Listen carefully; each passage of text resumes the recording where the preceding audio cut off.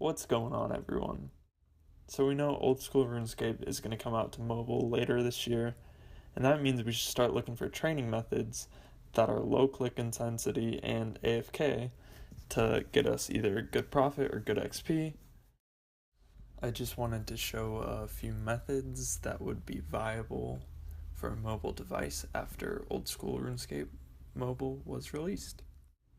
Now, these methods are in no specific order, so let's just jump right into it.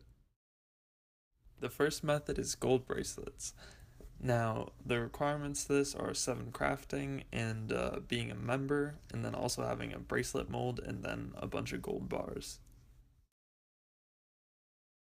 It's very AFK, it's about 50 seconds each trip, and it's not bad crafting XP either. It's around 40 if you're very efficient and you make a lot of profit. Now, I didn't want to include the exact profit because prices will change and over time it'll be slightly different, so I didn't want to put anything that wasn't completely correct.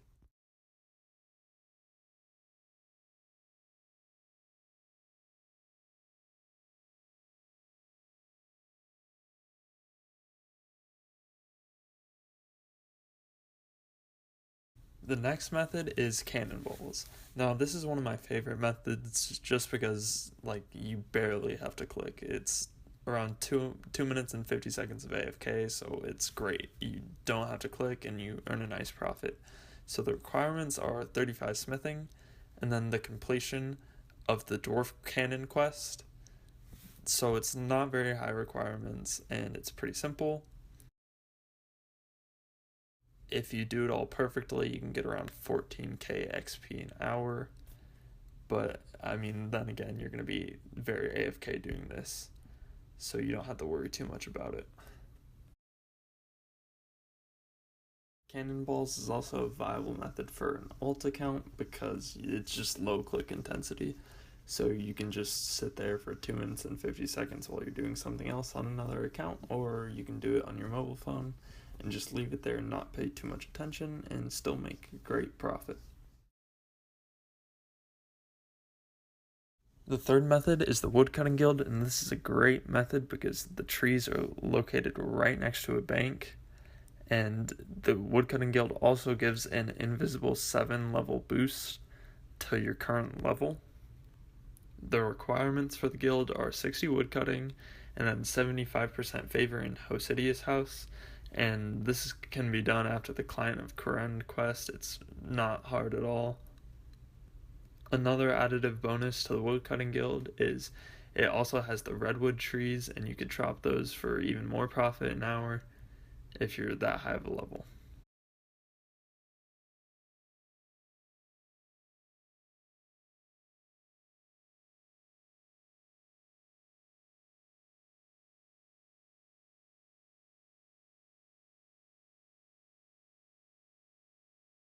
The fourth method is carom fishing. Now, with the recent update, this is a really great method for training because the fishing spot never changes. So you'll just have to buy a bunch of Karambuamjai, or however you say it. I'm definitely butchering that, but the requirements for it are partial completion of the Taibo Wanai Trio quest, 65 fishing, and then it's not worth it if you don't have fairy rings unlocked, so you should definitely get those unlocked for this training method. It's really AFK and it's really repetitious, so this will be an easy task to do on a mobile phone.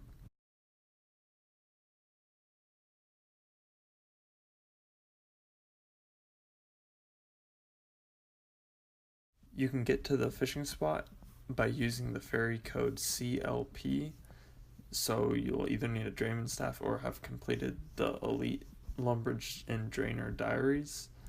And if you have a quest cape, it makes it a lot easier because you can teleport right near one, or if you have a fairy ring in your house, that'll also make trips quicker, and trips are just so good because you don't have to run very far, you don't have to do much, and the spot never changes, so you can just sit there while it fishes the whole entire time.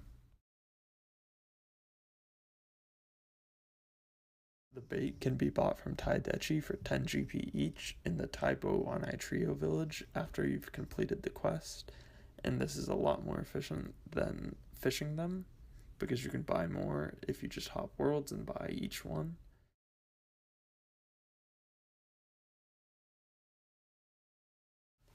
The fifth method is the fishing guild, and this is also a good method because it gives an invisible 3-level boost to fishing.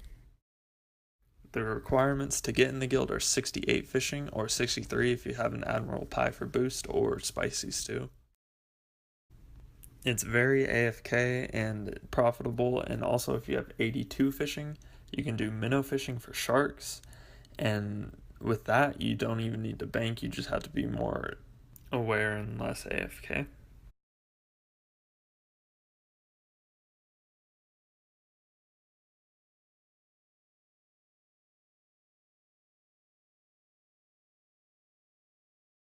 Just like the woodcutting guild, the fishing guild also offers that boost, so that helps training a lot.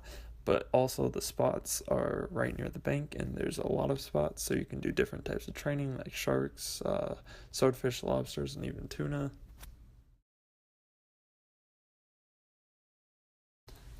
The final training method is the Nightmare Zone, and this is a great method because you can get anywhere from 80,000 to 120,000 combat experience an hour, and it's very low click intensive.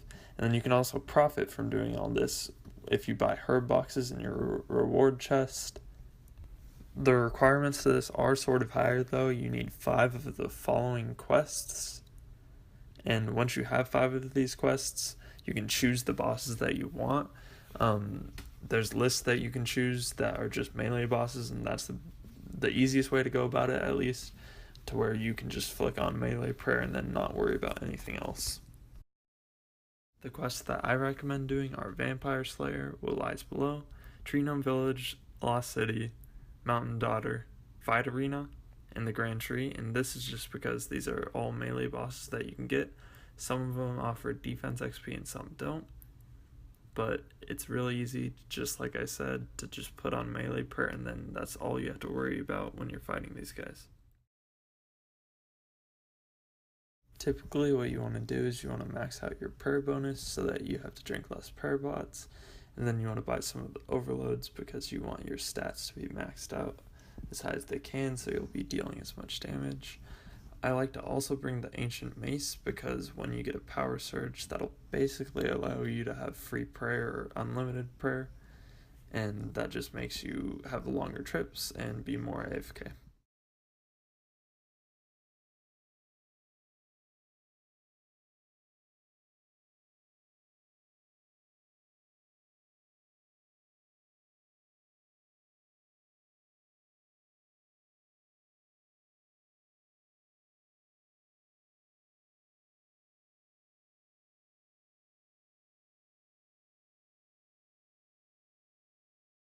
The training method is string jewelry, and the requirements to this are 80 magic and the completion of lunar diplomacy.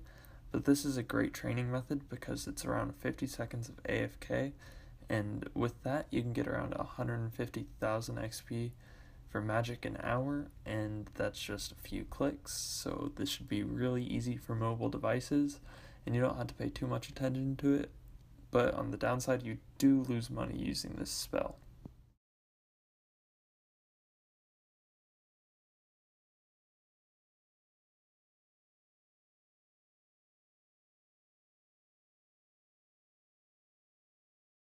The last training method is going to be fletching.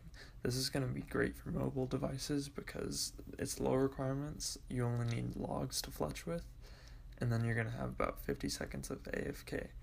And that's great because you'll also be getting good XP rates and making a lot of profit at the same time.